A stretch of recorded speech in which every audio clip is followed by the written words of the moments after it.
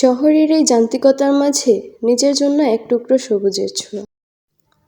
প্রতিদিন ভোরে যখনই এই গাছগুলোর পাশে এসে দাঁড়াই, মনে হয় প্রকৃতি যেন কানে কানে বলছে, একটু থামো, একটু দম নাও।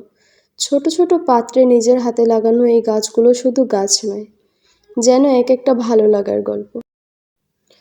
আমার এই ছোট্ট ব্যালকনি বাগানই আমার প্রশান্তির ঠিকানা। অসাধারণ ভিউ আমার ছোট্ট ব্যালকনিতে। ঘুম থেকে উঠে যদি সকালবেলা এরকম একটা ভিউ পাওয়া যায়, আলহামদুলিল্লাহ, সারাদিন অনেক আনন্দে কাটে।